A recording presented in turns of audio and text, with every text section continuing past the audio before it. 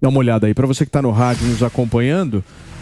Isso aconteceu aqui em São Paulo, o médico do Lula, hein? Médico do Lula sendo assaltado. Ele chegou, se eu não me engano, em algum prédio aí que tem um estacionamento, é isso? É o consultório dele. É o consultório. Onde é o consultório dele? Onde fica, Diogo? Do lado do Sírio-Libanês, da rua Barata Ribeiro. Perfeitamente. E aí ele chega e os bandidos vão lá de alguma forma e começam ali no canto superior esquerdo da tela, é isso? Não tá dando pra ver 12 direito. do 12 às 9h40. Aí, ó, dá uma olhada. Esse carro que acabou de entrar aí, tá vendo? Esse carro preto que acabou de entrar, pra você que tá no rádio, tem um carro entrando, passando por uma cancela.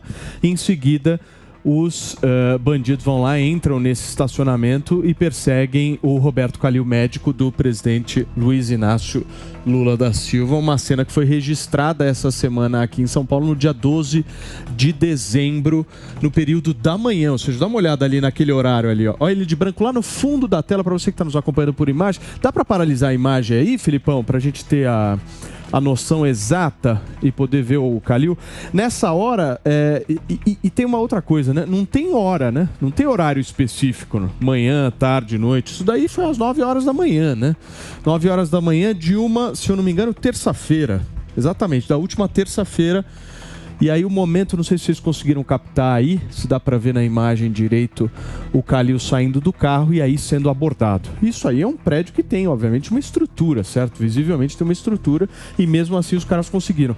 E também tá rolando, é muito problemático isso, né, Piperno? Porque você pega, por exemplo, isso jamais pode ser generalizado, mas como é que esses bandidos conseguem entrar nesses prédios? No momento em que alguém de dentro facilita a entrada, certo? Claro. Isso é claro, isso é óbvio. Então, por muitas vezes você está lá pagando a tua segurança de alguma forma e não sabe que a qualquer momento você pode sofrer com algum tipo de assalto, promovido inclusive pela pessoa que está mais perto de você. Dá uma olhada, ele lá no cantinho, bem no fundo ali, canto superior esquerdo da imagem, para você que está nos acompanhando ao vivo aqui nesse domingão, o momento em que o Roberto Calil, médico do presidente Lula, um médico super conhecido aqui no Brasil inteiro, longo histórico na medicina, infelizmente é abordado. E nesse momento os bandidos levam aí alguns pertences dele no meio do ambiente de trabalho. Inacreditável o que a gente está vendo então, aqui agora. Você citou duas áreas. Essa situação envolve personagens de duas áreas distintas, né? A gente está falando de um grande profissional da área de segurança e a gente está falando... Aliás, desculpa, um grande médico, exatamente, medicina, e a gente está falando de segurança. Então, à medida em que você contrata um aparato de medicina cada vez melhor, cada vez mais sofisticado, tal, você fica mais protegido. Então, a medicina ela consegue te proporcionar soluções. No caso de segurança, dá a impressão que é enxugar gelo. E aí todo mundo, né, eu estou falando todo mundo, empresa, sociedade, governos e tal, gasta, e a situação não melhora em hipótese alguma. Você não tem nenhuma solução à vista. Pediu a Cássio? Não, eu acho que o Piperno tem razão, mas há uma complexidade aí, no caso do Calil, que é o fato deles terem entrado na garagem, isso causa mais revolta. Muito provavelmente ele foi perseguido, eles entraram na garagem, pararam na frente de inúmeras câmeras que provavelmente estavam visíveis, então eles sabiam que estavam sendo filmados e mesmo assim foram encorajados a pular a cancela, irem atrás deles, subtraírem os bens e saírem. Eu acho que isso é ainda óbvio. Todas as outras imagens foram atos de violência na rua, atos de violência, roubos, crimes, são sempre atos de violência, roubos ou crimes. Mas neste contexto é ainda mais revoltante, porque há uma falsa sensação de segurança dentro do prédio, há uma falsa sensação de segurança quando nós estamos num carro blindado, e em todos esses contextos, nós, mesmo assim, continuamos vulneráveis. Ô, Cássio, e você sabe que esse tipo de crime ele não se resolve ali na hora do patrimônio, né? Porque eu já fui vítima desse tipo de roubo, mas aquele de quebrar o vidro, o negócio ali pro ladrão é pegar o seu celular desbloqueado. Ou seja, você tá interconectado em tudo, ele tem ali o seu celular e o seu e-mail. Você ainda tem que correr atrás porque ele consegue resetar sua senha de banco, atuar nessa situação. Então o seu prejuízo não encerra ali no carro e no celular. Ele Eu acho que prolonga. o Calil é um pouco diferente, pelo menos no meu entendimento. Esse do celular, eles é um furto, porque eles quebram o vidro e subtraem o celular que tá com o Waze aberto para que eles acessem o banco. Eu não sei, no dele é o relógio, né? Não sei se pegou o celular. É uma quadrilha de moto que persegue para roubar, para furtar relógio. Isso aí tá claro que eles tiveram ajuda, né? Eu acho que não, Paulo. Claro, eu acho que é simplesmente uma nova modalidade que eles perceberam que o bandido está mais protegido. Não, mas peraí, gente. Aí tem valet, aí tem câmera de segurança como essa que tá filmando. Mas o pessoal do prédio tá vendo tudo que tá acontecendo. Aí, de novo, o bandido sabe que o eventual segurança desse estacionamento, que é público também, então qualquer pessoa pode entrar, ele sabe que o eventual segurança não está armado. Então ele entra aí, ele sabe que aí as câmeras estão vendo, mas as câmeras só vão tomar providência no dia seguinte. Nesse exato momento não tem ninguém no carro do lado, não tem nenhum policial à paisana que pudesse de repente atirar nele. E ele vai e faz isso pra ele tranquilamente. Mas um prédio, assim, vendo pelo estacionamento, você percebe que é um prédio relativamente mais estruturado. Vocês coloca a imagem de novo pra mim aí, Filipão, só pra gente tentar analisar esse caso. Pra você que chegou agora, ligou na programação da Jovem Pan, essa imagem que a gente tá exibindo aí é uma imagem que aconteceu na última terça-feira, dia 12 de dezembro, e a vítima desse assalto foi o médico do presidente Lula, o Dr. Roberto Calil, que infelizmente teve aí os seus pertences roubados por esses bandidos. Graças a Deus teve a sua vida preservada, mas a gente percebe uma organização dos caras. Na entrada desse prédio, a gente percebe o apoio, ou seja, um vai, o outro fica na retaguarda. Isso sempre acontece, né? Quando a gente vê por muitas vezes duas figuras ali na moto, gera uma tensão um pouco maior, né, Cássio? Porque a gente percebe naturalmente que tem um planejamento, tem uma gestão aí. Os caras vêm, pegam a moto, roubam a segunda moto, é isso? Mas se você olhar, não, eles eles estão em duas motos, olhar, perfeitamente. Paulinho, no começo dessa cena, ele vai com a moto devagar antes de ir na direção do Calil para ver se não tem algum assustar, entendi. Para ver se tem algum segurança, se tem alguém que vai opor alguma forma de resistência. Olha aí, ó, olha aí Só o Calil na depois ele imagem. corre. Inacreditável, gente. Inacreditável. Pô, mas outro dia não roubaram também armas pesadas de uma unidade do Exército aqui em Osasco. Então imagina qualquer um de nós, né? Se o Exército não consegue escapar... Mas aí foi furto, alguém de dentro. Não. É diferente a situação. Então, mas a gente tem muito... Mas no mais Rio de Janeiro, planejado. No Rio de Janeiro é rotina saber que o policial militar atuou diretamente no fornecimento de arma para bandido. Assim, isso é rotina no Rio de Janeiro. Isso não é exceção no Rio de Janeiro. E ainda no Rio você tanto tem que parte estados das paralelos. armas foram Em São Paulo, para lá. em tese, você tem um só, né? Em tese, em São Paulo, você tem um estado paralelo e no Rio vários disputando. É que não dá para fazer essa associação da certeza da força de segurança claro. nesse processo. Expectativa, né? E o que aconteceu com o Exército também tá muito longe de ser fora da curva. Tem muita arma que é apontada ali como de origem do Exército. Como quando teve agora a questão das CACs e maior facilidade para porte de arma por colecionador, também vimos o aumento de fornecimento de arma de colecionador na mão de bandido. Mas agora, isso Paulo... é um elemento da violência, né? Não, óbvio, é uma razão. E é por isso que a gente está aqui discutindo há 2 horas, porque são muitos elementos. São muitos elementos, se é para falar, não tem solução fácil. Se é para falar em elemento da violência, um fortíssimo acaso falou de passagem. Sobre a questão de você colocar um pequeno bandido na cadeia e ele sair um grande bandido de lá. Porque o PCC foi fundado dia 31 de agosto de 93. Ele completou 30 anos. Tem hoje 40 mil irmãos, que são aqueles que estão na folha de pagamento do PCC, e mais 60 mil colaboradores. Imagina, é um dos maiores empregadores do Brasil. 100 mil pessoas. E eles se organizaram em Taubaté, numa penitenciária chamada Caveirão por eles, porque eles estavam completamente abandonados ali, e começaram a se juntar para tentar sobreviver. E de repente montaram uma organização gigantesca que o Estado não faz quase nada para combater. O PCC é maior que o Hamas. É muito maior que o Hamas. Só para as pessoas terem ideia do que a gente está falando, porque às vezes a gente fica olhando muito para a guerra lá no Oriente Médio e tem uma guerra que rola aqui há décadas que a gente ainda não abriu os olhos para entender a dimensão dela. Bem estruturado, né? Maior, mas bem estruturado e com muito planejamento, né? Segundo dados da Unesco, o PIB do narcotráfico, isso no mundo, mas o PIB do narcotráfico é do tamanho do PIB brasileiro.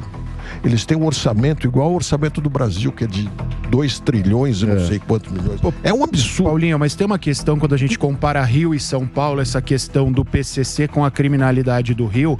Quando a gente percebe a violência no Rio, ela é mais palpável.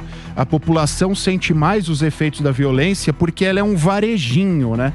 Como são vários os grupos... E a topografia ajuda. Exato. A topografia ajuda. Sim, mas eles acabam atuando no varejo. O PCC hoje já virou uma organização criminosa que tem um porte que esses crimes pequenos não interessam ao PCC. O PCC está preocupado com o tráfico em grande escala, o PCC está preocupado com o tráfico de armas, com aqueles crime transnacional, roubos a banco. O PCC já não está mais preocupado com o dia a dia. Profissionalizou, né? Mas Cresceu. o PCC também está no furto de celulares, também nisso, porque esses celulares são furtados, eles são centralizados depois e são exportados para a África.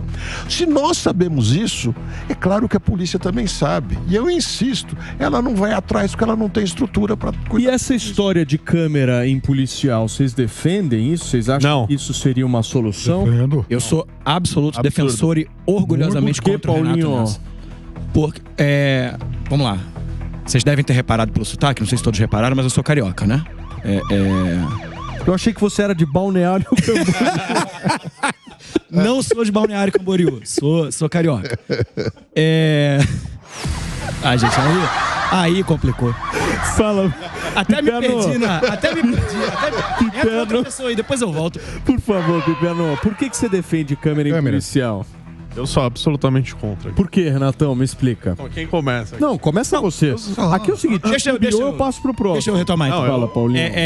No Rio de Janeiro, é uma polícia muito famosa pelos diversos excessos. O Rio de Janeiro é um território muito violento. E eu não tô falando só de criminalidade, assim, tô falando violento de maneira de lato sensu.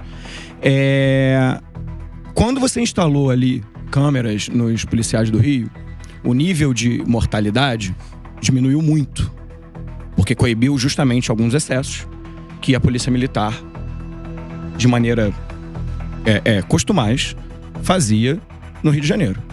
Então, eu acho que aqui ninguém o policial ficou com medo de agir, né? A resolver o problema de segurança pública matando as pessoas, né? Eu espero não entrar nesse tipo de argumento aqui. Porque, na verdade, o que as câmeras atuam é e a gente viu isso como política de segurança pública, a diminuição nos homicídios, sem necessariamente ter diminuído a ação da polícia. O que diminuíram foram efetivamente os excessos cometidos pela polícia ali até então. Então, assim, enquanto uma pessoa que defende que não haja esse tipo de excesso, que não é decisão de um policial militar decidir quem vive ou quem morre, sou muito favorável às câmeras. Por que você não é, Renato? Vamos lá. Se diminuiu qualquer tipo de índice, que você disse, de mortalidade, nesse caso, primeiro, o policial ele fica com medo de tomar qualquer tipo de atitude com aquelas câmeras instaladas no peito, porque ele sabe que nós vivemos num país onde impera a cultura da bandidolatria, de que as forças policiais são sempre as culpadas por qualquer tipo de combate. Se ele entrar em combate com um bandido e o bandido for a óbito, ele sabe que ele será julgado ali de maneira absolutamente errônea. Então ele fica com medo de agir, ou seja, as câmeras impedem a ação policial. Isso é óbvio, isso basta perguntar para qualquer policial. E mais, a gente faz isso, Paulo, de uma maneira que desprestigia o trabalho e a atividade policial, porque a gente julga que os nossos policiais, eles podem ser culpados o tempo inteiro. É como se a cada momento eles pudessem cometer qualquer tipo de excesso, e a gente sabe que isso é uma minoria que ocorre na Polícia Militar. Falo aqui da Polícia Militar do Estado de São Paulo, sabe que isso é uma minoria que ocorre. Então a gente não pode colocar colocar, ainda mais como a gente já discutiu aqui no programa de hoje, numa polícia que é mal paga, que, enfim, tem mal equipada, que sofre com vários outros problemas, a gente dizer que a prioridade é colocar uma câmera para que aí a bandidagem ela tenha cada vez mais direitos na hora de entrar em confronto com os policiais. Esse que é o ponto. É muito bom porque, assim, duas incoerências que me parecem vir desse discurso. Primeiro, a gente sempre insiste, e eu sou um grande defensor disso também, que o funcionário público seja transparente em suas atividades. Seja fiscalizado, seja acompanhado. Agora, quando a gente está falando do policial, não tem que ter essa fiscalização, aparentemente. Qual funcionário público fica com uma câmera 24 horas? O que eu estou percebendo é que, no seu argumento... Eu quero saber, qual policial? Você pode até discordar de mim, mas o que eu percebo no seu argumento é uma linha onde você quer menos transparência do funcionário público. Isso eu não vou defender, pô. Não vou defender, não posso defender. Não é o que eu defendo. Eu queria saber qual funcionário público tem uma câmera 24 horas você deu, na sua rotina. Os juízes têm câmeras 24 horas? Os juízes têm câmeras 24 horas? Os políticos da esquerda que defendem as câmeras têm? Policial. Quero saber quem é que tem. Quando você defendeu a política de Vamos ver no 1984 uma coisa que aqui, você com tudo diz que deu filmado. muito certo foi a redução dos homicídios. Quando a gente botou câmera nos policiais aqui em 2021, dados do Neve da USP, o que aconteceu foi que zerou os homicídios por parte dos policiais. Mas onde? Aqui em São Paulo. Estudo da USP. Zerou na cidade, você tá falando? Zerou nos lugares onde foi utilizado o projeto piloto das câmeras. Ou seja, o que você está dizendo aqui é que nesses casos, então, praticamente não tivemos combate entre polícia e ladrão, que me parece algo comum, dado a situação que a gente vive aqui no Brasil. Então não teve combate nesses casos. Esse que é o ponto. O policial ele fica com medo de entrar em combate por causa das câmeras. Porque ele sabe que no final ele vai ser jogado numa ouvidoria qualquer aí que vai dizer que vai dar razão sempre pro bandido. É um desejo muito estranho. Assim, tem que falar isso pra criminalidade. Pelo policial ele ficava sentado. Pro policial ele ficava sentado dentro do... Muito ruim. Paulo, ele ficava dentro da uma água na fervura aqui? Você quer a solução do problema ou você quer que a polícia mate gente? Eu quero que aquele que aponte arma contra o cidadão de bem, ele sofra as consequências, e ponto. Será que ninguém apontou arma nesse período que a PM tava usando câmera? A polícia foge do combate por causa da câmera. Esse que é o ponto. Basta perguntar pra qualquer policial. O policial fica com medo, né? Ele sabe que no final aquilo vai ser mal interpretado e ele sempre é colocado como culpado. Não, você quer menos transparência do funcionário público. Eu não vou defender isso. Eu defendo. Então comece a usar uma câmera todo mundo aí 24 horas por dia. Não pode. Se você está servindo o serviço público, você tem que ser transparente na sua atuação. O Acácio, os políticos de esquerda que defendem a câmera comecem instalando uma câmera em seu próprio peito. Você imagina o Piperno usando uma câmera 24 horas por dia? O que não seria isso? Solteiro. Sou um pacato cidadão. Piperno, eu gostaria muito de ver você num reality show. Quem sabe um dia, querido? Big Brother. Eu posso pôr uma pimentinha? Pra nós, em termos de estrutura e de atuação, a polícia norte-americana é referência. E quando a gente olha para a polícia norte-americana, todos os policiais têm câmeras na viatura, não necessariamente no policial, mas tem câmeras na viatura. Eu normalmente concordo com o Renato, mas nesse ponto eu vou discordar. Eu acho que até para defesa dos policiais e para defesa da atuação dos policiais, daqueles policiais sérios, a câmera é melhor. Porque amanhã ou depois, qualquer imputação que seja feita, ele vai ter as imagens. Mas aí ele usa a câmera quando ele achar que é necessário, né? Mas você vai usar o mesmo argumento pra vocês.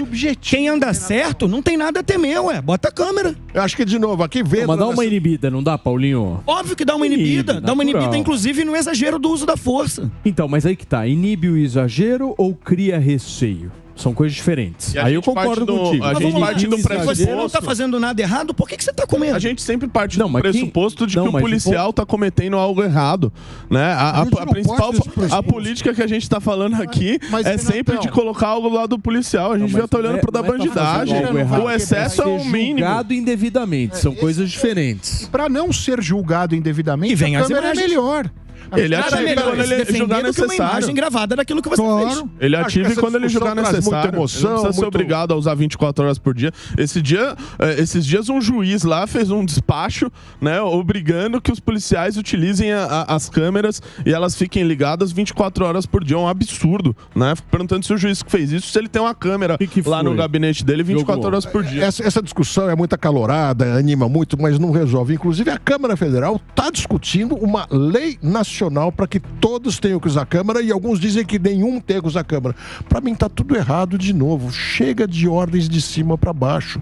Cada polícia tem que ter liberdade para se estruturar da melhor maneira possível. Recursos e liberdade sem tanta imposição. Nós não entendemos o suficiente para dizer se é uma câmara assim, se é uma câmara assado, se a arma tem que ser maior, tem que ser menor. Tem polícias que têm que andar muito mais armadas que outras, dependendo do que está fazendo. As polícias têm que ter autonomia. Muito bem.